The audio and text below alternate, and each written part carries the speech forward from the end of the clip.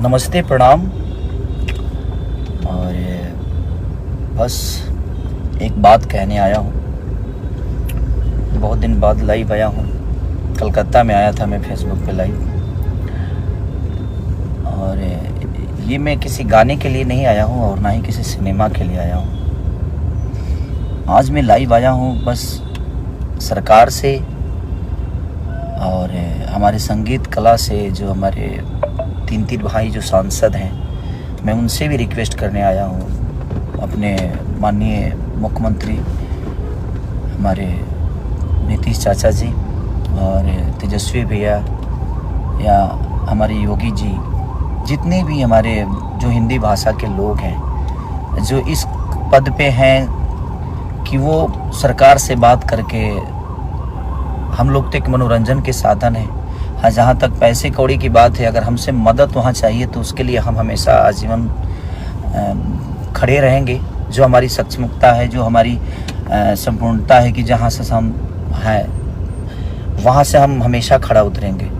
लेकिन जो तमिलनाडु में हमारे भाषा, हिंदी भाषा के लिए, लोगों के लिए हो रहा है, तो जो हिंदुस्तान का भाषा है, आज उसी हिंदुस्तान में हिंदी बोलने वालों पे इतनी बड़ी प्रतिबंध लग रही है, उनको मारा जा रहा है, काटा जा रहा है, जिसमें सबसे ज़्यादा संख्या हमारे यूपी बिहार के लोगों की है। तो मैं बस अपने जितने भी मेरे मनोज भैया, रवि भैया, दिनेश भैया, मैं सबसे प्रार्थना करता हूं कि आप लोग प्लीज़, क्योंकि आप लोग सरकार में हैं, तो इस चीज़ को आप लोग जितना चाहेंगे तो इस सरकार से वो सरकार बात करके और हमारे हिंदी भाषा के लोगों के लिए और अपने यूपी बिहार करके खास करके लोगों की मदद हो सकती है। हमारे नीतीश चाचा माननीय मुख्यमंत्री हैं, आप और तेजस्वी भैया उप मुख्यमंत्री हैं, आप सबसे मैं रिक्वेस्ट करना चाहता हूं कि प्लीज़ आप लोग चाहेंगे तो कम से कम ये जंग जो है बंद हो जाएगी।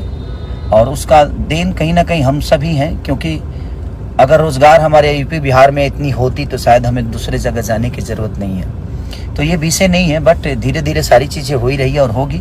लेकिन अभी जो सिचुएशन है वो बहुत दयनीय है, बहुत निंदनीय है कि वो आज अपने ही देश में, अपने ही लोगों के द्वारा हिंदी बोलने पे इतनी प्रतिबंध है कि आप हिंदी बोलेंगे तो शायद उसके लिए आपको मारा जाएगा, काटा जाएगा। तो मैं सबसे, जो भी सरकार में है, उनसे रिक्वेस्ट कर रहा हूँ कि प्लीज़ आप लोग थोड़ा सा अगर ध्यान देंगे, क्योंकि आज आप लोगों को भी इस जनता ने ही बनाया है और यही जनता आज पीटी जा रही है। तो वो थोड़ा सा तकलीफ दे रहा है कि जिसको हमने चुना आज हमारे लिए कुछ नहीं कर पा रहे हैं। तो मैं तो सरकार में हूँ ही नहीं, लेकिन मेरे तरफ से जो भी मदद होगी, आप लोग बोलिए, मैं करने के लिए तैयार हूँ। लेकिन मैं कैसे करूँ, कहाँ करूँ, मुझे पता ही नहीं है कि हाँ वो कैसे क्या होगा वहाँ, क्योंकि वहाँ विषय क्या है, वहाँ प्रॉब्लम क्या है, क्योंकि वो सरकार में जो है वो सरकार के लोग ही जान सकते हैं और जो कानून जानते हैं। भाई, हम तो एक संगीत के आदमी है, लेकिन हम अपने शरीर से और अपने पैसे से यही मदद कर सकते हैं, लेकिन हम कहाँ करें वो समझ में नहीं आ रहा है। तो आप लोग को लगता है तो आप प्लीज़ हमें बताइए कि कैसे हमें मदद करना चाहिए, क्योंकि वहाँ अपना हमारा कोई नहीं है, वहाँ मेरा कोई किसी से बात नहीं होती है। मैं सरकार में सरकार के हिसाब से मैं हूँ नहीं, मैं एक गायक हूँ या मैं एक एक्टर हूँ। तो एक एक्टर के तौर पे मेरी पहुँच जो है वो संगीत तक ही है। और हाँ, बिहार में चीज़ें होती, यूपी में होती तो मैं समझ सकता था कि वहाँ पे मेरे अपने लोग हैं और वहाँ मैं अपनी चीज़ों को पहुँचा सकता था, लोगों का हेल्प कर सकता था। इनकेस की दिल्ली तक, दिल्ली, कलकत्ता, यहाँ भी लोग हमारे अपने हैं, मुंबई हैं, तो जहाँ पे हैं वहाँ पे हम सक्षम हैं, जो वहाँ पे किसी की मदद मुझे नहीं लेनी पड़ेगी। लेकिन जहाँ पे मेरे लोग नहीं हैं, जहाँ पे हम कभी गए नहीं, तो तमिलनाडु में जो भी चीज़ें हो रही है, मैं सरकार से रिक्वेस्ट कर रहा हूँ, अपने बिहार सरकार से, यूपी के सरकार से, कि प्लीज़ आप लोग थोड़ा सा आगे आकर अब उन भाइयों का रक्षा प्लीज़ आप सब करिए।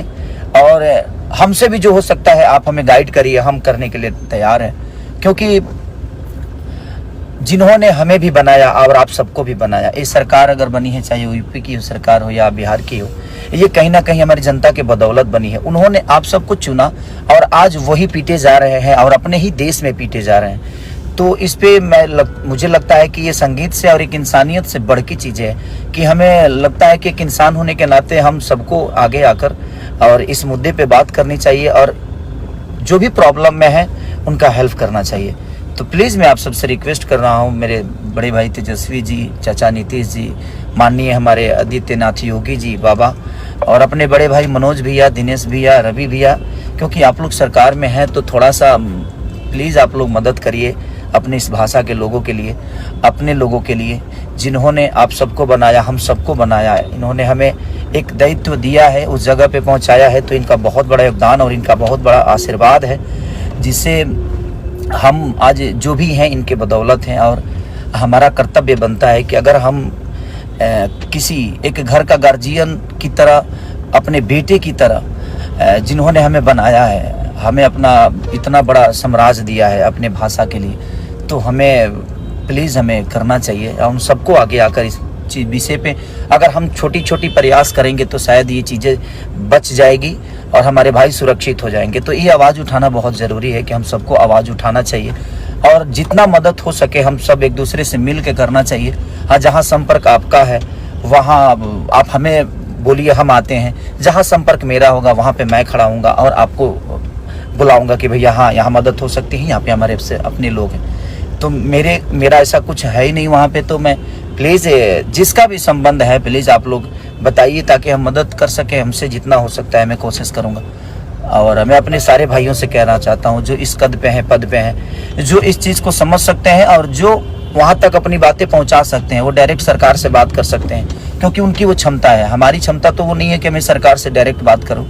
और हाँ, जहाँ मेरी है क्षमता, मैं अभी अपने बड़े भाई मंत्री माननीय जितेंद्र भैया को भी मैंने कॉल किया था कि भैया आप लोग प्लीज़ इस पे, और वो बहुत सक्रिय है, बोल रहे हैं कि हाँ भाई हम लोग आगे कर रहे हैं, चल रहे हैं। तो मेरा संबंध जिससे है मैं कोशिश कर रहा हूँ कि उनसे अपनी बातें कर रहा हूँ। तो प्लीज़ आप लोग भी जहाँ भी हैं, जैसे भी हैं, जितना भी हैं, तो ये जो हो रहा है वो ठीक नहीं हो रहा है। तो प्लीज़ आप लोग थोड़ा सा कोशिश करिए कि ये चीज़ें दोबारा ना हो।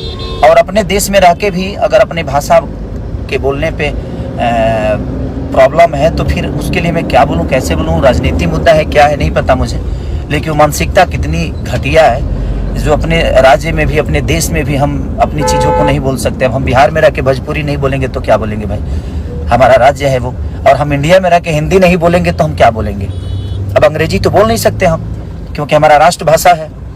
तो राष्ट्रभाषा बोलने पर भी प्रतिबंध है, तो ये तो समझ नहीं पा रहा हूँ मैं। बट अब क्या है मुद्दा नहीं पता मुझे, ये मुद्दा क्यों उठा है, बट मुझे दुख हो रहा है। मैं दो दिन से देख रहा हूँ ये मुद्दा को कि हो सकता है सुलझ जाए, लेकिन मुझे लगा कि नहीं, मुझे बोलना ज़रूर चाहिए, ताकि हम सब मिलकर बोलेंगे, हम सब मिलकर कहेंगे तो शायद ये बातें लोगों तक पहुँचे और बड़ी लोगों तक पहुँचे, और पहुँचेगी तो शायद इस पर जल्दी एक्शन होगा।